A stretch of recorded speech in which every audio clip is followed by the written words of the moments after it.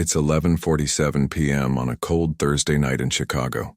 The temperature outside hovers just above freezing, and the wind coming off the south branch of the Chicago River cuts straight through the industrial corridor like a blade.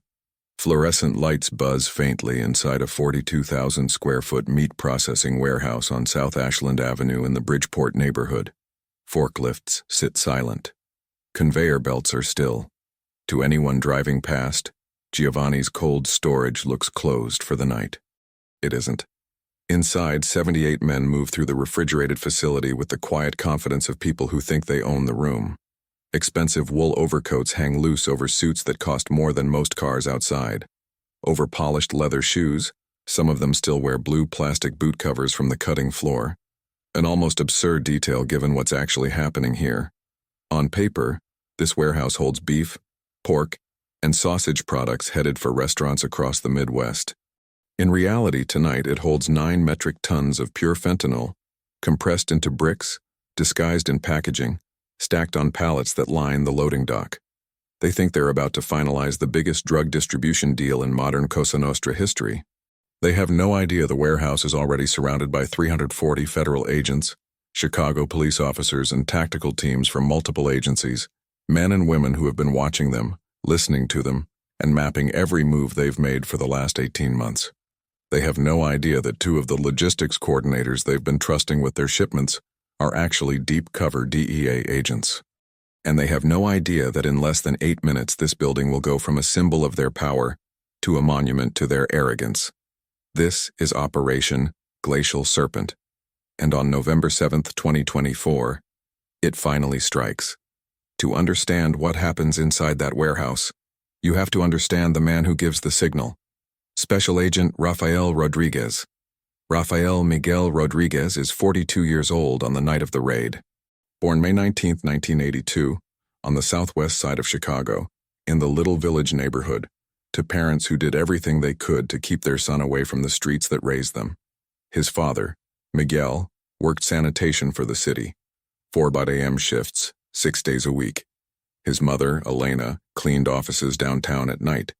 They never made more than $55, or $55,000 combined in any year of Rafael's childhood, but the rent was paid, the lights stayed on, and the kid always had a decent pair of sneakers on his feet. Rafa grows up watching 2 versions of Chicago. The first is the city of his parents, church on Sundays, White Sox games on an old TV with a coat hanger antenna, carne asada in the backyard, and a tight-knit community that looks out for its own. The second version lives just across the alley. Older boys leaning against brick walls, dealing pills, flashing cash, and driving cars that no one with a regular job could afford. By 13, Rafa has seen a shooting. By 15, he's lost a cousin to heroin. He doesn't like the way people talk about his neighborhood on the news. Like it's some statistic, not a place where kids ride bikes and grandmothers sit on stoops. But he also knows those reporters aren't lying about the violence. The turning point comes on a rainy Friday night in October 1998. He's 16. A neighbor's son, 19 years old, community college student, no record, takes a counterfeit pain pill at a party. He doesn't wake up. The autopsy later shows fentanyl analogs, cut into the pill by someone who didn't care what happened once money changed hands. There are no big headlines, no televised press conferences, just another overdose in the city spreadsheet. But for Rafa, it's personal. He graduates from Benito Juarez Community Academy in 2000, first in his class. A guidance counselor pushes him toward engineering. A teacher suggests law school. Rafa applies to the University of Illinois at Chicago, majoring in criminal justice with a minor in psychology. He works nights as a security guard at a downtown office building, pulls a full course load during the day, and still finds time to volunteer with a youth mentoring program in Pilsen. He studies criminology not as abstract policy, but as a language to describe what he's seen his entire life. In September 2004, at 22, he sits for the DEA entrance exam.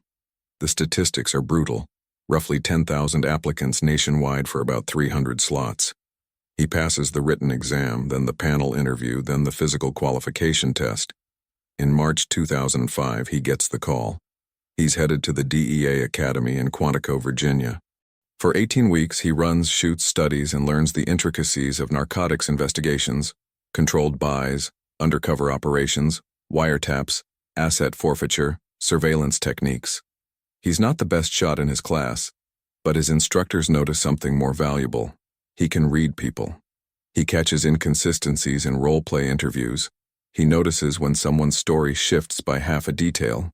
He asks questions that make other trainees uncomfortable, about corruption, about the psychological toll of the job, about why some communities get protection and others get scrutiny. Rafa graduates in July 2005, 11th in his class. His first posting, the DEA's Chicago Field Division, Domestic Operations, Major Investigations. Salary, $41, $41,000 a year.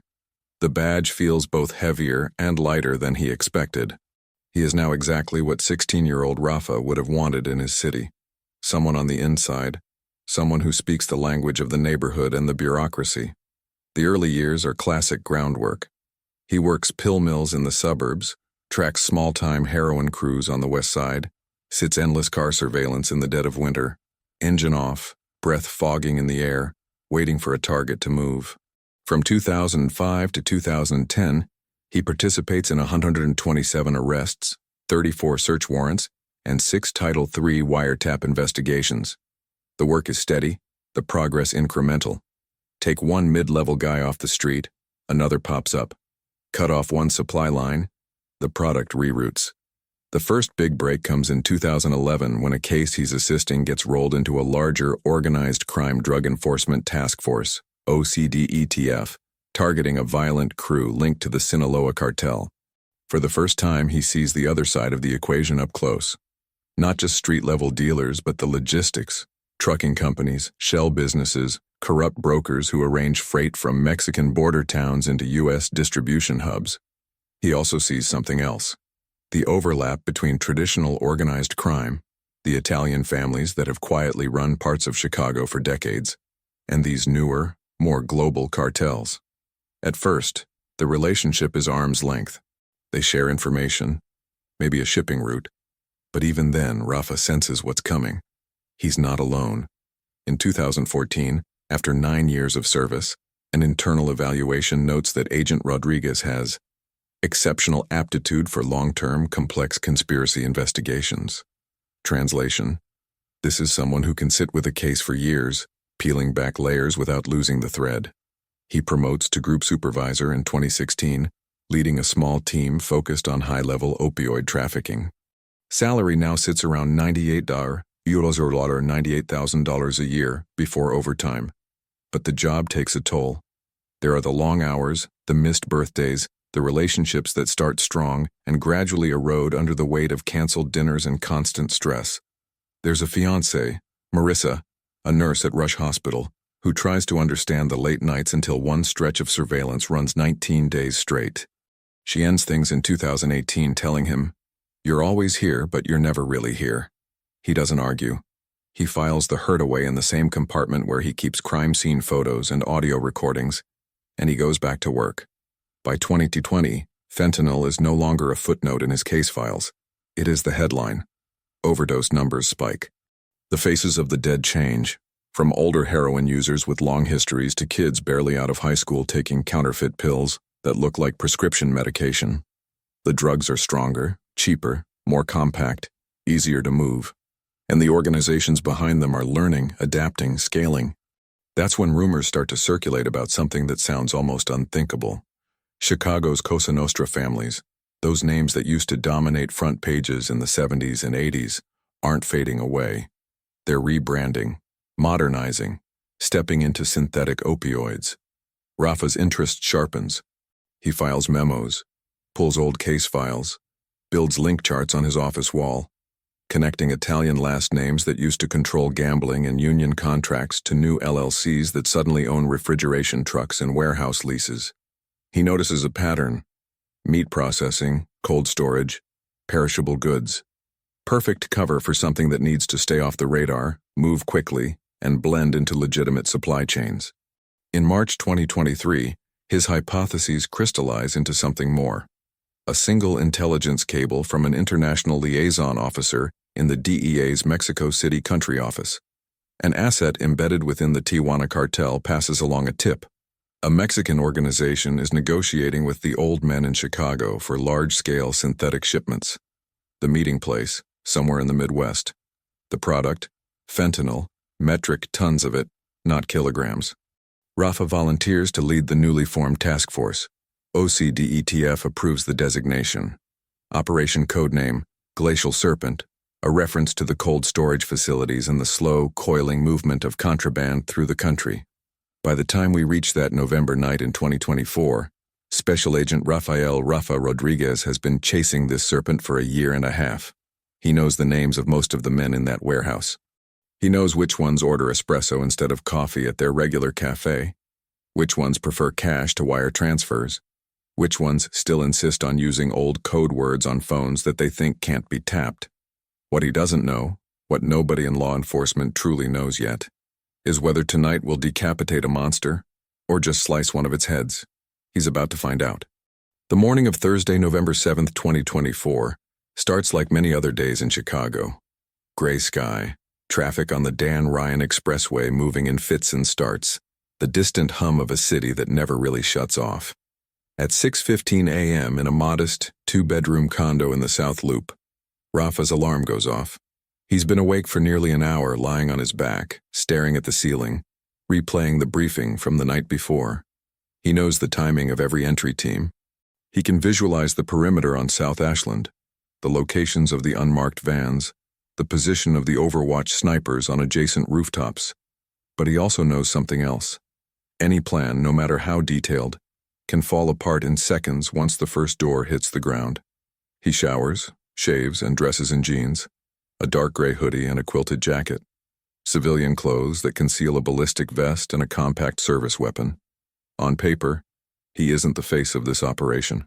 The special agent in charge of the Chicago Field Division will be the one standing at the podium tomorrow, talking about a multi-agency effort and historic cooperation. But within the walls of the Operations Center, everyone knows this is Rafa's case. At 7:30 a.m., he walks into the Joint Operations Command Post, JOC, set up in a secure floor inside the federal building on Dearborn Street. Flat-screen monitors cover the walls, each displaying a different angle of the warehouse, live GPS trackers, or digital maps of the surrounding blocks. A large whiteboard lists unit call signs and assignments in neat black lettering. The air smells like cheap coffee and dry erase markers. He nods to people he's been working alongside for months. Agents from the DEA, FBI, ATF, Homeland Security Investigations, and the Chicago Police Department's Organized Crime Division. There's also a small contingent from the U.S. Marshals Service. Familiar faces from previous high-risk warrants. Everyone knows the stakes. At 8:00 a.m. sharp, he starts the final briefing. All right, let's run it one more time. He speaks calmly, pacing in front of the monitors as he walks them through the timeline. Primary location is Giovanni's Cold Storage, 3800 South Ashland Avenue, Bridgeport, controlled by an LLC front tied to the Marcello crew. Facility size, approximately 42,000 square feet. 2 loading docks on the east side, main personnel entrance on the south, emergency exits on the west and north. We have internal schematics from the city's building department and verified them through surveillance. No surprise rooms, no hidden basements. He points to a diagram showing the interior. Target package, 78 individuals we've positively identified, members and associates of 5 Cosa Nostra families. Marcello, De Luca, Santoro, Lazzaro, and Ricci. 3 underbosses, 7 capos, 1 consigliere, multiple soldiers and couriers.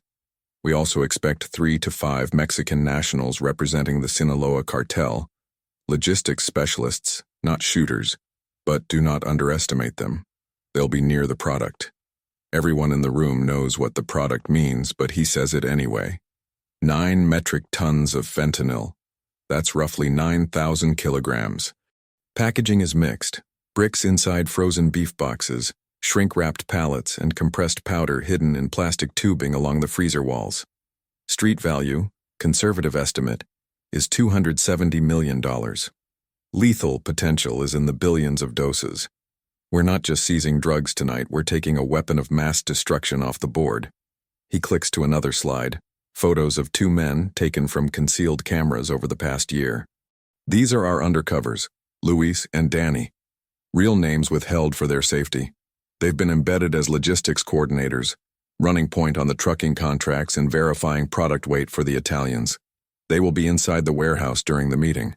When you go in, treat them as non-combatants unless they're actively engaging a threat. They'll be wearing blue armbands on their left wrists once the signal is given. He moves to the tactical deployment. Entry teams Alpha, Bravo, Charlie, and Delta will hit simultaneously at 23:47 hours, 11:47 p.m. Alpha takes the main personnel entrance south side. Bravo hits the east loading docks. Charlie and Delta move on the west and north emergency exits.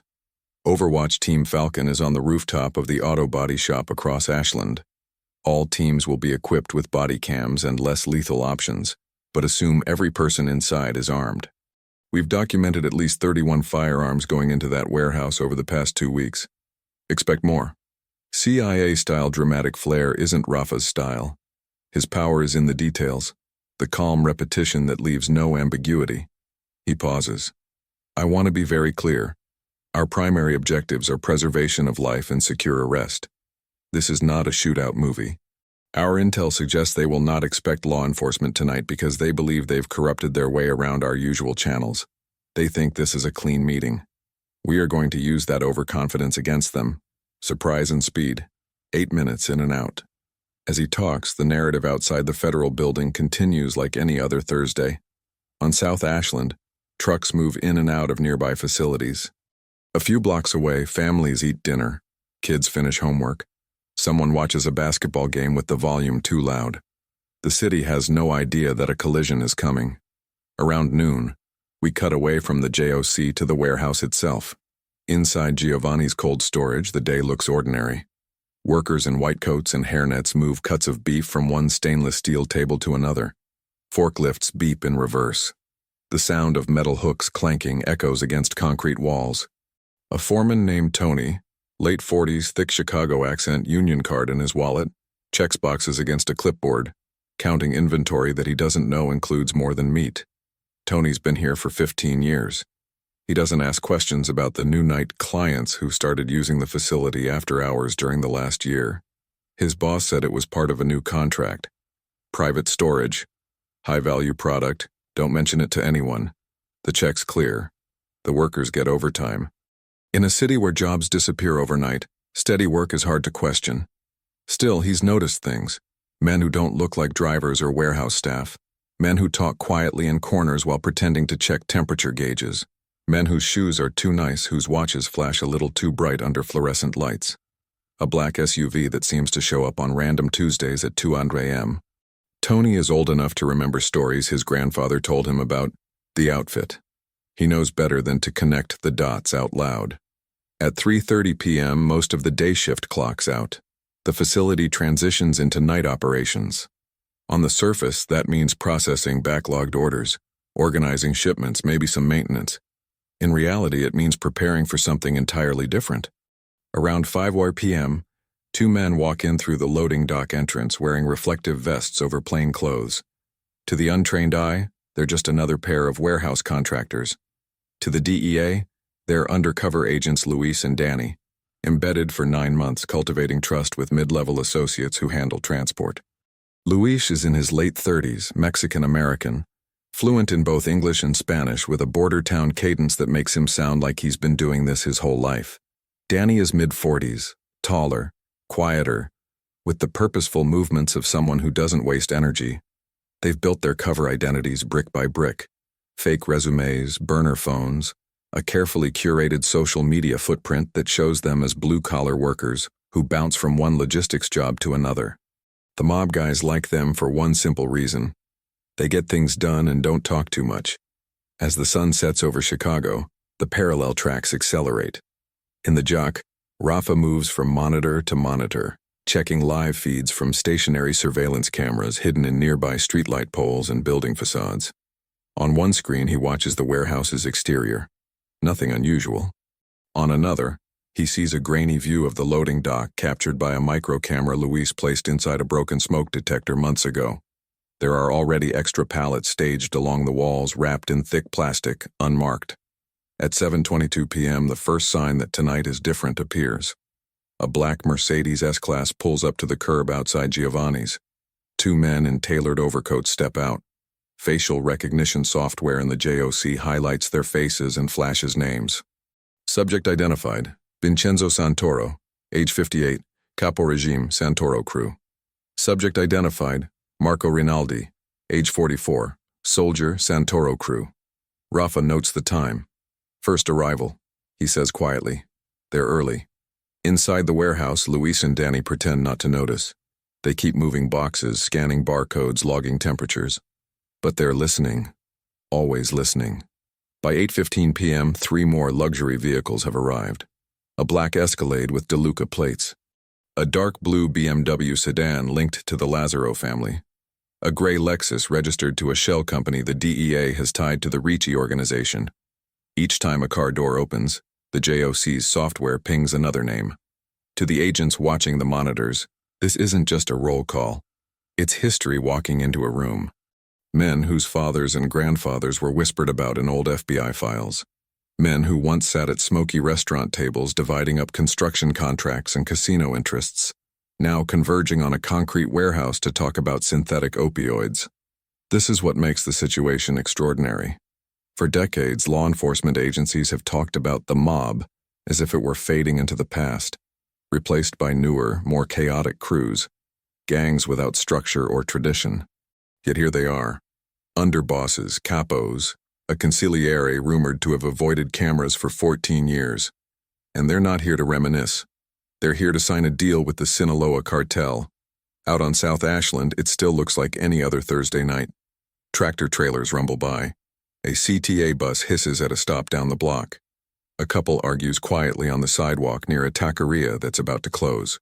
No one realizes that in less than 4 hours, this stretch of road will be locked down by law enforcement. Helicopters circling overhead, news vans jockeying for position behind police tape. The collision course is set. On one side, an alliance between old-world organized crime and modern cartel logistics, represented by 78 men who believe their greatest risk tonight is a business disagreement. On the other side, a task force of federal agents, city cops, and analysts who have spent 18 months tracking every call, every shipment, every suspicious invoice tied to this operation. In the middle, a warehouse full of product potent enough to alter the overdose statistics of an entire region. And as the clock inches closer to 11:47 p.m., everyone involved is about to discover that whatever they thought they knew about control, about power, about risk, that knowledge is already out of date. The final phase begins with something almost mundane, a temperature check. At 11:28 p.m., inside Giovanni's cold storage, Luis stands in front of a digital panel mounted on the wall of the main freezer room. The readout shows 2 Celsius. He presses a button, logs the number on a clipboard, and pretends to adjust a dial. It's a gesture he's performed hundreds of times as part of his cover. Behind him, stacked 3 pallets high, are boxes labeled with the names of legitimate meat suppliers. Inside many of those boxes are vacuum-sealed bricks of fentanyl, wrapped in plastic, tucked between real cuts of beef. If you open the boxes casually, you'd see nothing suspicious. But Luis knows where the product actually sits. He helped load it. A voice echoes in Italian from the other side of the doorway, slightly muffled by the hum of refrigeration units. Andiamo, andiamo. It's time. It belongs to Franco DeLuca, underboss of the DeLuca family. Late 50s, heavyset, gold ring on his right hand. The kind of man who walks like he's never had to rush a day in his life. He isn't talking to Luis. He's talking to the man standing next to him. A Mexican national in his mid-30s known in the case files as El Ingeniero, the engineer. El Ingeniero's real name is still unconfirmed. He wears dark jeans, a fitted black jacket, and no jewelry. Clean-shaven, haircut close, eyes that scan every corner of a room in one smooth sweep. He doesn't carry a visible weapon, but Luis has seen him shoot on a private range 2 weeks earlier. Tight groupings at 25 yards, both hands, no wasted movement. This man is not the stereotypical cartel enforcer. He's logistics and security rolled into one. Franco gestures toward the pallets. Last time we count, he says. Then we sign. You go back south. We take it from here. El Ingeniero smiles politely. We'll count together, he says in lightly accented English. That way everyone sleeps well tonight. Luis forces himself to maintain the role. A middleman, a worker, someone who checks numbers and doesn't care about the politics above his pay grade. Inside, his heart rate is accelerating. In his left ear, under a discreet earpiece, he hears a calm voice from the JOC. Luis, status check. He clears his throat slightly, a prearranged signal that what he's about to say has double meaning. Everything's cold and stable, he replies. We're just about to confirm the final weight. The phrase, the cold and stable, is one of the coded triggers the task force established months ago. It means all key targets are present, the product is verified, and the meeting has progressed to the point where backing out would raise suspicion. In the JOC, Rafa exchanges a look with the operations commander.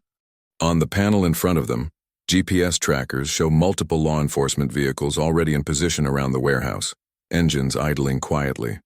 SWAT officers from the Chicago Police Department adjust helmets and check weapons. DEA special response teams run last-second gear checks, flashbang grenades, breaching tools, zip cuffs. It's 11:41 p.m. The final arrivals filter in. At 11:43 p.m., a dark blue Maserati pulls up to the warehouse. A man steps out taller than most with silver-streaked hair and an overcoat buttoned against the wind. Facial recognition software locates his image in an old FBI file. Subject identified: Carlo Charlie Marcello, age 63. Underboss, Marcello Organization. No arrests in the last 30 years. Last confirmed photo, 2010.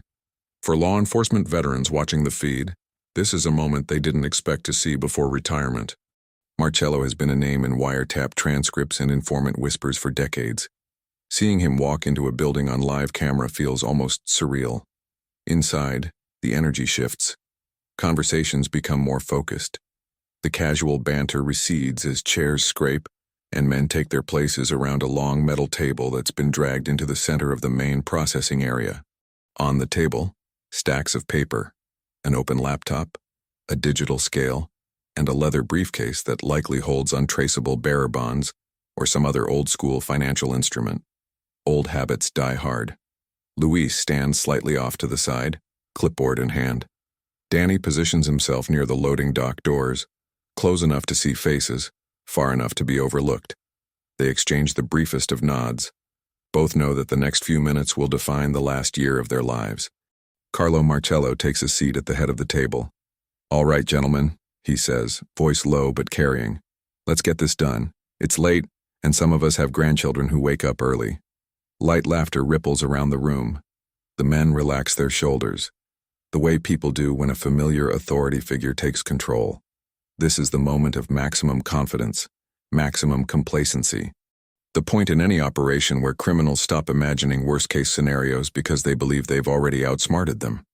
Rafa watches this unfold on a monitor from miles away. He notes posture, eye contact, seating arrangements. He's done this enough times to recognize the subtle power dynamics. Who leans in, who leans back, who checks his phone too often, who never checks it at all. He also recognizes something else. A narrow window. He turns to the radio operator. Confirm time, he says. Time is 23:46 hours, comes the reply. 11:46. 1 minute. Back inside the warehouse, the tone of the conversation shifts from small talk to business. El Ingeniero nods toward the pallets. 9 tons, he says. 3 separate loads, all accounted for. We moved them in stages to avoid attention. You have your own people inside the port. You saw the paperwork. Now we just agree on final distribution points, security protocols, and payment schedule. Carlo Marcello steeples his fingers. You'll get your money, he says. We've been paying our bills in this city since before you were born.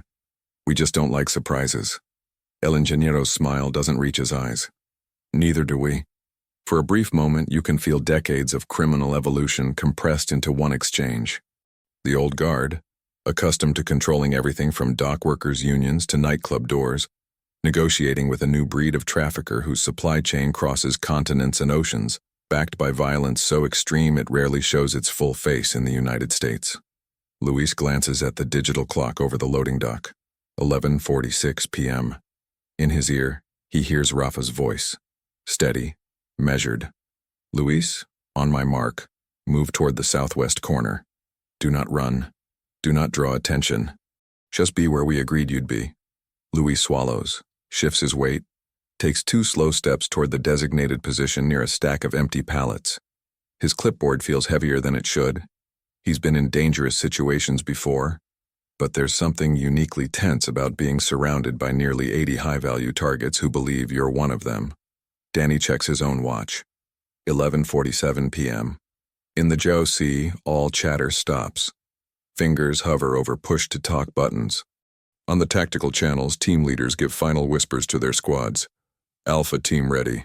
Bravo team ready. Charlie ready. Delta ready. Rafa looks at the live feeds one last time. He sees Marcello leaning back in his chair, sees El Ingeniero flipping through paperwork, sees Luis in position, Danny near the doors, sees armed bodyguards relaxed but alert along the walls. He thinks of his parents asleep on the southwest side, with no idea their son is about to step into one of the riskiest moments of his career. He thinks of his cousin who died at 19. He thinks of the overdose spikes in the Midwest charts on his office wall. Then he exhales and gives the order he's been waiting 18 months to say. Execute. Execute. Execute. Out on South Ashland, 4 separate teams move at once. Alpha team hits the main door with a hydraulic breaching ram. The reinforced frame bends, then gives way. Flashbang grenades arc inside, detonating with a concussive blast and a burst of white light designed to overwhelm senses without causing permanent injury. Bravo team floods through the loading dock, weapons raised, voices commanding, "Federal agents, don't move! Hands where we can see them!" Charlie and Delta crash through the west and north emergency exits, cutting off escape routes. Overhead, a helicopter's rotors whip the air, its searchlight already angling toward the warehouse roof. Inside Giovanni's cold storage, the world goes from controlled negotiation to pure chaos in less than 3 seconds. And the men who thought they were untouchable realized too late that tonight's risk wasn't a business disagreement. It was the fact that someone had been listening the entire time. Engagement number 1, CTA. Before we go further into this operation, into the chaos that unfolds inside that warehouse, I want to pause and bring you into this story. This happened in Chicago, on the South Side, in a neighborhood where people work hard, raise families, and try to stay one step ahead of trouble. But fentanyl doesn't respect geography. It doesn't care if you live in a big city, a small town, or somewhere in between. I want to know, where are you watching from right now? Drop your city and state in the comments. Tell me if fentanyl or the opioid crisis has touched your community, even if it's just through news reports or someone you knew from school. This story is about Chicago, but it could be about any place in America. Inside Giovanni's cold storage, the world fragments. The flashbang grenades detonate with a sound that isn't quite sound. It's pressure, physics, a wall of concussive force that hits eardrums and eyeballs simultaneously. The tactical purpose is simple. Overwhelm the senses for 3 to 5 seconds, long enough for entry teams to establish control before anyone inside can process what's happening. But processing still happens, even if it's slow, even if it's fragmented. Franco DeLuca is mid-sentence when the first breach occurs. He's saying something about distribution timelines when the south wall explodes inward. Not literally, but that's what it feels like. Light. Noise. His vision goes white, then red, then spotted with afterimages. His hands fly to his ears instinctively, but the ringing is already inside his skull.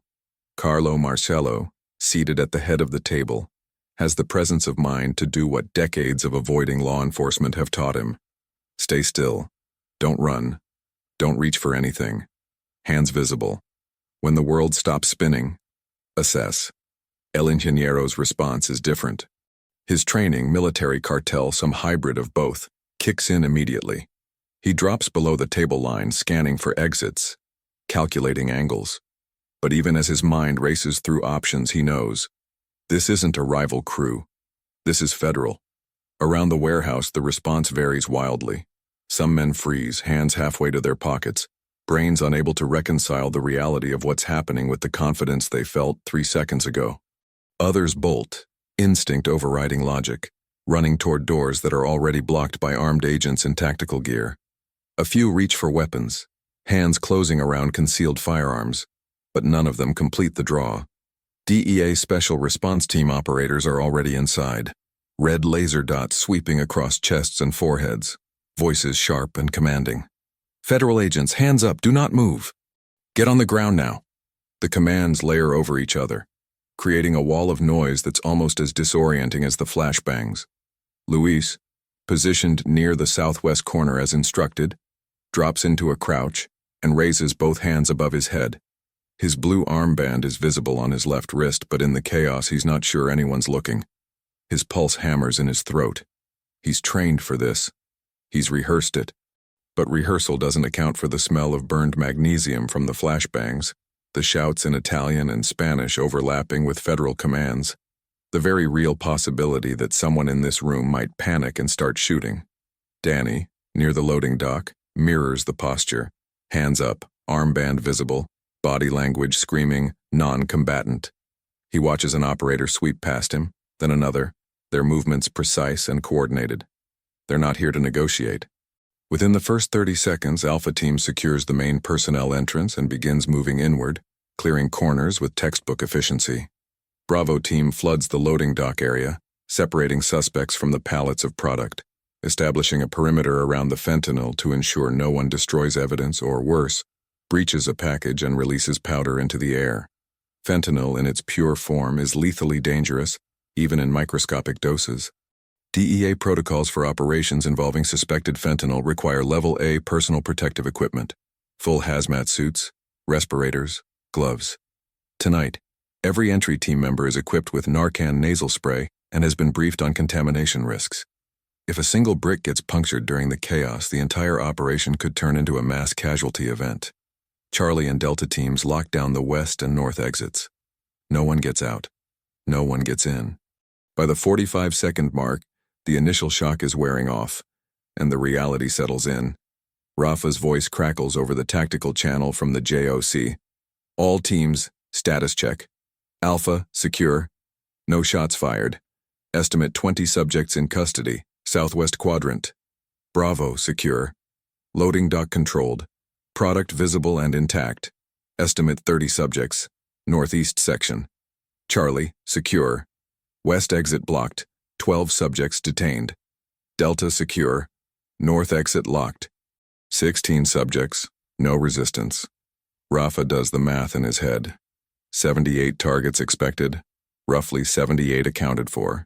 No injuries reported. No firearms discharged. 8 minutes, he'd said in the briefing. They're 2 minutes in.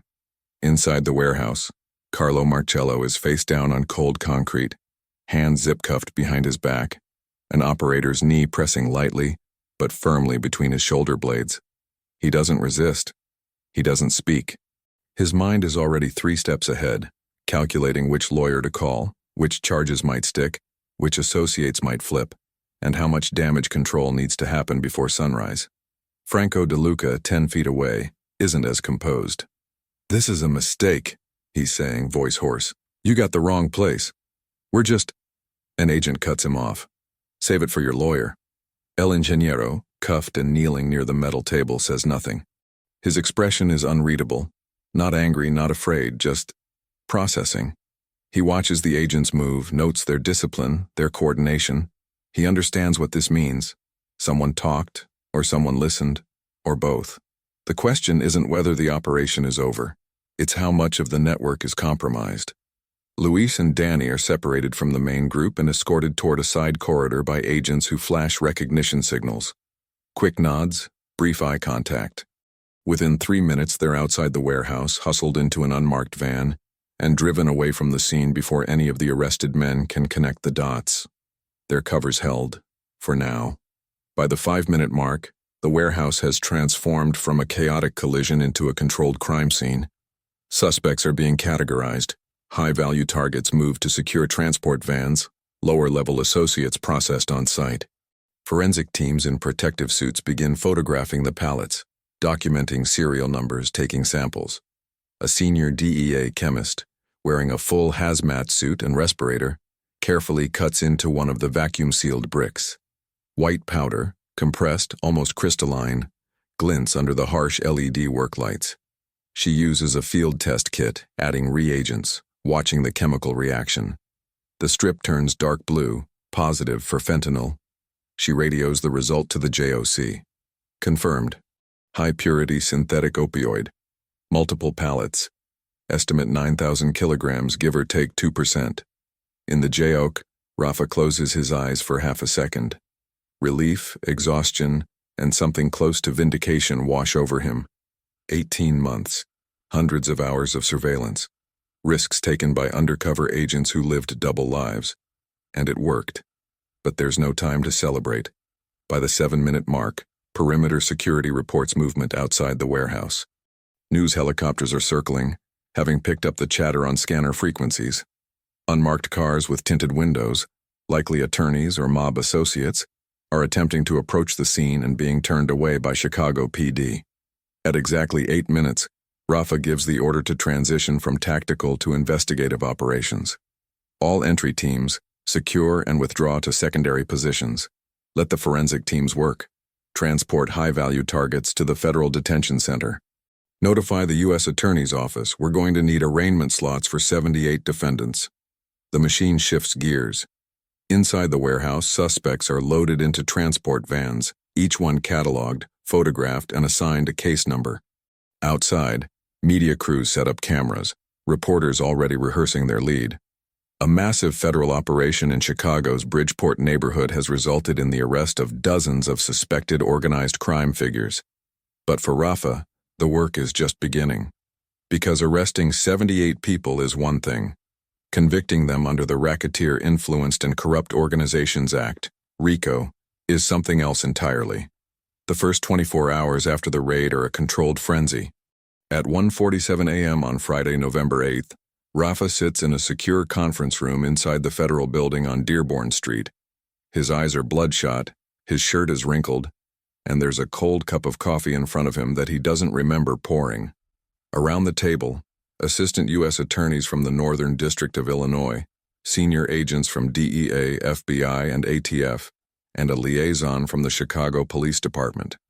The lead prosecutor, a woman named Catherine Reyes, early 50s, razor-sharp, known for taking down white-collar criminals and cartel financiers with equal efficiency, opens a thick binder. "Let's talk charges," she says. The legal architecture of what comes next is complex, but it hinges on a single statute.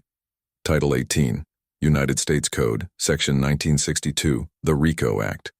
RICO was designed in 1970 specifically to target organized crime enterprises. It allows prosecutors to charge individuals not just for the crimes they personally committed, but for participating in a criminal organization that committed those crimes. The key is proving a pattern of racketeering activity, which means at least 2 predicate offenses within a 10-year period. In this case, the predicate offenses are overwhelming: drug trafficking, money laundering, conspiracy to distribute controlled substances, and interstate transportation of narcotics. The evidence is equally strong. 18 months of wiretaps, financial records showing shell companies funneling money, and 9 metric tons of fentanyl sitting in a federal evidence locker. But Catherine Reyes knows something that younger prosecutors sometimes forget. Evidence alone doesn't guarantee convictions. You need a narrative. You need to show the jury not just that crimes happened, but that these specific individuals were part of an enterprise, a structured, ongoing conspiracy. "We're going to argue continuity and hierarchy," she says. "These aren't random drug dealers. These are ranking members of 5 Cosa Nostra families who brokered a deal with a Mexican cartel to distribute fentanyl across the Midwest. That's enterprise. That's organization. That's RICO." An FBI agent raises a hand. "What about the Mexican nationals? El Ingeniero and his crew?" Catherine nods. "Separate but related charges. We'll pursue extradition proceedings if they're foreign nationals, but we'll also offer cooperation deals. If any of them flip, we can trace the supply chain back to Sinaloa. That's a separate OCD ETF case, one that could take years but has massive implications." Rafa leans forward. "What about the underbosses? Marcello, De Luca, Santoro, Maximum exposure, Catherine says. RICO conspiracy carries up to 20 years. Add the drug weights. 9 tons puts them in the highest sentencing bracket under federal guidelines, and we're looking at life without parole for the leadership tier. The lower-level guys, the drivers and couriers, we can leverage. Offer reduced sentences in exchange for testimony. It's a strategy that's been used successfully in major organized crime prosecutions for decades. Turn the bottom against the top. Offer the soldiers a way out in exchange for information that buries the bosses. But it's also risky. Organized crime families, especially ones with roots as deep as Chicago's Italian crews, have a code. Omerta, silence. The idea that you don't cooperate with law enforcement, even if it costs you your freedom. Breaking that code is dangerous, not just legally, but physically. An ATF liaison speaks up. We need witness protection protocols in place before we even approach potential cooperators. If word gets out that someone's talking, they're a target, and so are their families. Catherine makes a note. Agreed.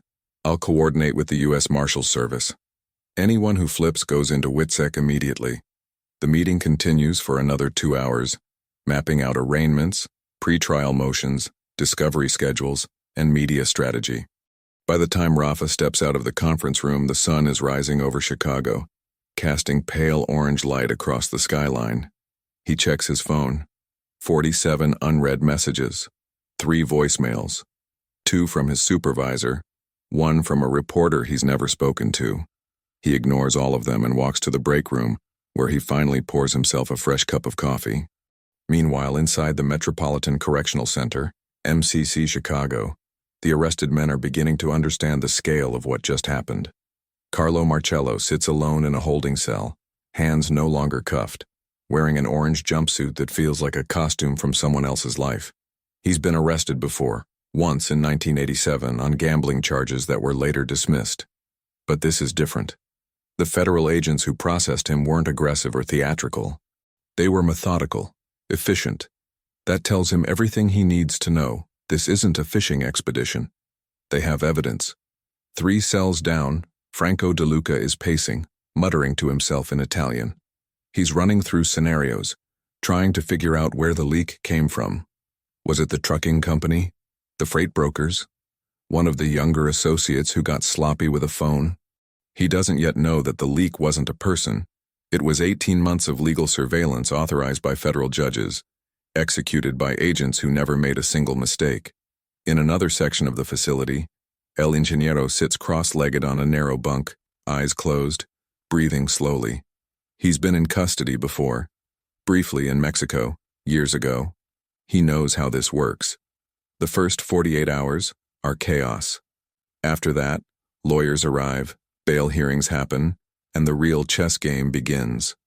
What he doesn't know is that the U.S. Attorney's Office is already preparing detention motions, arguing that he's a flight risk and a danger to the community. 2 criteria that almost guarantee he'll be held without bond until trial. By mid-morning on Friday, November 8th, the story has gone national. CNN runs a headline: Massive mob bust in Chicago, 78 arrested in record fentanyl seizure. The New York Times publishes a longer piece: Operation Glacial Serpent, how the DEA took down a mafia cartel alliance. Local Chicago stations send reporters to Bridgeport, where neighbors stand behind police tape, staring at the warehouse, trying to reconcile the fact that a building they drove past every day was hiding enough drugs to supply millions of users. One neighbor, a woman in her 60s who asks not to be named, tells a reporter, "I thought it was just a meat place. You never know what's happening right next door." By noon, defense attorneys begin arriving at MCC Chicago, representing the higher-profile defendants. These aren't public defenders. These are attorneys who specialize in federal criminal defense, mob cases, RICO prosecutions. They cost $500 an hour and up. They arrive in tailored suits carrying leather briefcases, and they all say some version of the same thing to their clients. Don't say a word, not to guards, not to cellmates, not to anyone. Let me handle this. But some of the lower-level defendants, the drivers, the warehouse workers, the guys who thought they were just moving boxes, don't have high-priced lawyers. They have court-appointed attorneys who are overworked and underfunded, and they're scared. That's when the pressure starts. On Monday, November 11th, 3 days after the raid, Assistant U.S. Attorney Catherine Reyes sits across from a 29-year-old man named Vincent Abelli. Vincent is thin, nervous, with dark circles under his eyes that suggest he hasn't slept since Thursday night. He's not a made man. He's not even a soldier. He's a driver. Someone who got pulled into this operation because his cousin knew a guy who needed someone reliable to move shipments. Catherine's tone is calm, almost conversational. Vincent, I'm going to be very direct with you. You're facing federal drug trafficking charges. The weight of the product involved puts you in a mandatory minimum sentencing bracket of 10 years. That's if you're lucky. If we pursue RICO conspiracy, you're looking at 20 years, possibly more. Vincent's court-appointed attorney starts to speak, but Vincent cuts him off.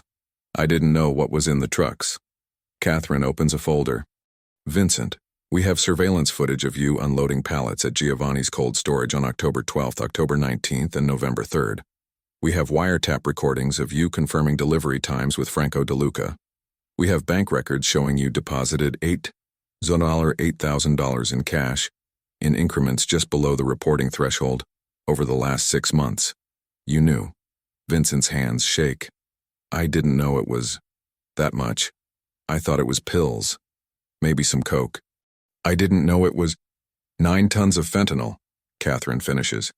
Enough to kill 2 billion people. Silence. Catherine leans back. But here's the thing, Vincent. You're not the target. Carlo Marcello is. Franco De Luca is. The underbosses. The capos. They're the ones we want. And if you help us build the case against them, I can offer you a deal. Reduced charges, reduced sentence, witness protection if you need it. Vincent looks at his attorney, who nods slowly. What would I have to do? Testify, Catherine says. Tell the grand jury everything you know. Who gave you orders? How the shipments were organized? Where the money went? And if this goes to trial, you testify in court. Vincent swallows hard. If I do that, I'm dead. You know that, right? These guys don't forgive. We'll protect you, Catherine says. U.S. Marshals, new identity, new city. You'll be safe. Vincent stares at the table for a long time. Then quietly he says, Okay. It's the first crack in the wall. Over the next 2 weeks, 3 more defendants agree to cooperate. Not major players, but people with pieces of the puzzle. A bookkeeper who tracked payments, a freight coordinator who handled logistics, a nephew of one of the capos who ran errands and overheard conversations. Each one adds another layer to the prosecution's case. Each one represents a decision point. Loyalty versus survival, code versus family. The weight of consequences measured against years in a cell. And with each cooperation agreement, the pressure on the leadership intensifies. The real battle isn't fought with guns. It's fought in courtrooms, pre-trial motions, and legal briefs filed at midnight.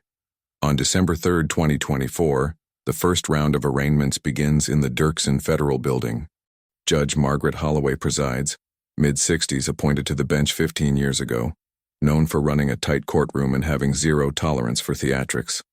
The gallery is packed. Reporters, federal agents, family members of the accused, and curious law students who want to see history. The defendants are brought in groups, 10 at a time, hands cuffed, wearing jumpsuits flanked by U.S. Marshals. The charges are read aloud. Count 1. Conspiracy to distribute and possess with intent to distribute 5 kilograms or more of a mixture and substance containing a detectable amount of fentanyl in violation of Title 21, United States Code, Sections 841 and 846. Count 2. Racketeering conspiracy in violation of Title 18, United States Code, Section 1962D. Count 3. Money laundering conspiracy. The list goes on. Some defendants face 12 counts. Others face 18. When it's Carlo Marcello's turn, the courtroom goes quiet. He stands before the judge, hands cuffed in front of him, posture still dignified despite the circumstances. His attorney, a silver-haired man named Robert Klein, one of the best criminal defense lawyers in Illinois, enters a plea of not guilty on all counts. Judge Holloway looks at the detention motion filed by the prosecution. Mr. Klein, your client is charged with leading a racketeering enterprise responsible for distributing 9 metric tons of fentanyl. The government argues he's a flight risk and a danger to the community. What's your response? Klein doesn't miss a beat. Your Honor, Mr. Marcello is 63 years old. He has deep ties to the Chicago community. He's lived here his entire life. He has no passport, no prior convictions in the last 30 years. The government's case is based on speculative interpretations of surveillance data, not concrete evidence of wrongdoing. We respectfully request bail with electronic monitoring. Catherine Reyes stands. Your Honor, this defendant is an underboss in a criminal organization that has operated for decades. The evidence against him includes 18 months of court-authorized wiretaps, financial records, and eyewitness testimony. He has the resources and connections to flee the country. We ask that he be held without bond. Judge Holloway reviews the file. Detention granted. Next case. The gavel comes down. One by one, the leadership tier is denied bail. The lower-level defendants, some of them, are granted bond with strict conditions. But the message is clear. The federal government isn't playing. By January 2025, the case is moving toward trial. Defense attorneys file motions to suppress evidence, arguing that the wiretaps were overly broad or that the probable cause affidavits were insufficient. The prosecution responds with detailed legal briefs, citing precedent and statutory authority. Jury selection is scheduled for March 2025, and in the background, quietly, the cooperating witnesses are being prepped, rehearsing testimony, reviewing documents, learning how to stay calm under cross-examination. Because the defense attorneys will come hard. They'll attack credibility. They'll point out prior convictions. They'll suggest that these witnesses are lying to save themselves. But Catherine Reyes has done this before. She knows that juries don't convict based on one witness. They convict based on patterns, overlapping testimony, corroborating documents, and evidence that tells a story no single witness could fabricate. And the story here is clear: an alliance between old-world organized crime and modern cartel logistics, facilitated by greed and enabled by complacency, until a team of federal agents spent 18 months building an unbreakable case. Engagement number 2. Reflective CTA. Let's pause here for a moment. Vincent Abelli made a choice: cooperate with the government, testify against people who trusted him, and accept witness protection in exchange for a reduced sentence. Some people would call that survival. Others would call it betrayal. There's no easy answer. Vincent didn't run the operation. He wasn't a boss. He was a driver who made bad decisions and got caught in a federal net designed to crush entire organizations. He faced 10 to 20 years in prison, years away from his family, his life, everything he knew. So he talked. What would you do? Not what you think you should do, or what sounds noble in theory. What would you actually do if you were sitting in that room facing that choice? Think about it. And if you're comfortable sharing, drop your thoughts in the comments. Let's have a real conversation about this, because these decisions happen every day in courtrooms across America, and they're never as simple as they seem. The trial begins on March the 17th, 2025, St. Patrick's Day, in a federal courtroom on the 25th floor of the Dirksen Building. Jury selection takes 4 days. The final panel: 7 women, 5 men, ranging from a retired postal worker to a software engineer to a community college professor. None of them have direct connections to organized crime. All of them pass rigorous background checks. The prosecution's opening statement is delivered by Catherine Reyes, and it's a masterclass in narrative construction. This case, she tells the jury, is about a business deal. Not the kind you'd see on Michigan Avenue or in a corporate boardroom, but a deal nonetheless. 9 tons of fentanyl, $270 million, an alliance between 5 Italian organized crime families and a Mexican cartel. And the defendants sitting before you today were the architects, the managers, and the executors of that deal. She walks them through the evidence, wiretaps where Carlo Marcello discusses product and distribution networks, financial records showing shell companies funneling money offshore, testimony from Vincent Abelli and 3 other cooperating witnesses who describe in detail how the operation worked, from the encrypted communications to the refrigerated trucks to the warehouse meetings.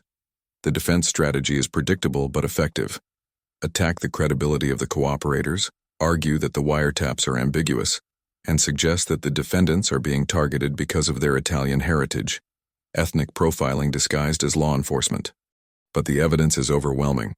On April 29, 2025, after 6 weeks of testimony and 3 days of deliberation, the jury returns verdicts. Carlo Marcello, guilty on all counts. Franco De Luca, guilty on all counts.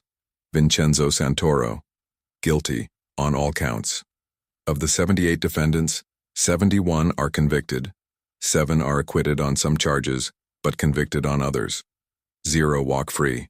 Sentencing hearings stretch from June through August 2025. Judge Holloway hands down the harshest sentences to the leadership tier. Carlo Marcello receives life without parole plus 30 years.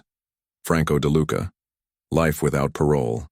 The underbosses and capos receive sentences ranging from 25 to 40 years. The lower-level defendants, those who cooperated, receive reduced sentences. Vincent Abelli gets 7 years with credit for time served and immediate entry into witness protection. He's relocated to a city somewhere in the southwest under a new name. His family is told he's dead. El Ingeniero, the cartel logistics specialist, negotiates his own deal. In exchange for information about Sinaloa supply chains, he receives 18 years and avoids extradition to Mexico, where he'd likely face execution by his former employers. By September 2025, the immediate legal battle is over. Appeals will continue for years, but the convictions stand. What Operation Glacial Serpent revealed goes beyond one night in Chicago. It exposed a fundamental shift in American organized crime.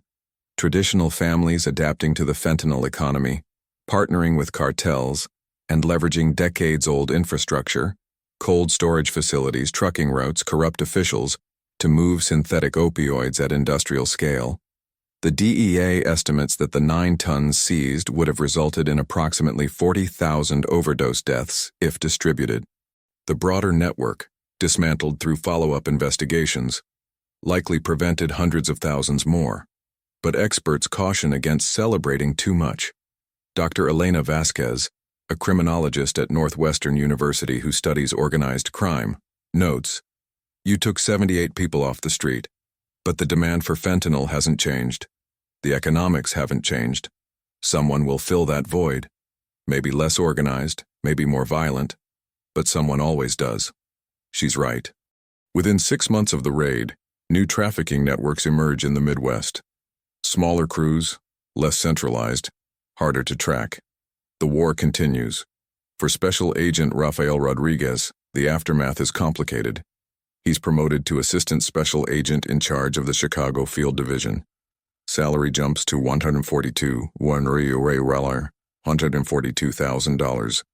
He's invited to speak at law enforcement conferences, interviewed by the New York Times, and quietly approached by the FBI about a joint task force position. But the success comes with costs.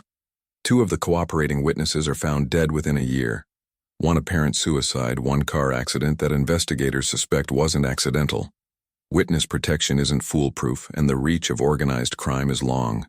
Rafa still lives in the same South Loop condo, still works late nights, still carries the weight of knowing that every case he closes creates ripples, some visible, many not. In a rare interview conducted in November 2025, he's asked if the operation was worth it. He pauses for a long time before answering. 71 convictions, 9 tons of fentanyl off the street, thousands of lives saved, people who'll never know their names, never know how close they came. Yeah, it was worth it. But worth and victory aren't the same thing. We didn't win the war. We won a battle. And tomorrow, there's another one. On the 1-year anniversary of the raid, November 7th, 2025, a small memorial is held in Little Village, Rafael Rodriguez's childhood neighborhood. It's not for the arrested mobsters or the dismantled network. It's for the 19-year-old who died from a counterfeit pill back in 1998, the one whose death set Rafa on this path. His name was Danny Morales. He wanted to be a teacher. Rafa stands in the back of the crowd, hands in his pockets, watching families light candles. Some of them lost sons, some lost daughters, some lost people whose names never made the news.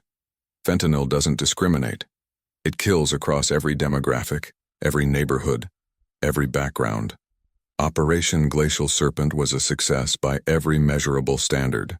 But measured against the scale of the crisis, over 100,000 overdose deaths annually in the United States, the majority involving synthetic opioids, it's a drop in an ocean.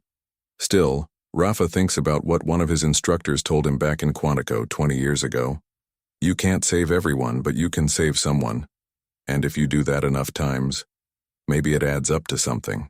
He doesn't know if that's true. But on cold November nights in Chicago, when the wind cuts through Bridgeport and the warehouse on South Ashland sits empty and guarded, he tells himself it has to be. Because the alternative, believing that none of it matters, is a darkness he can't afford to live in.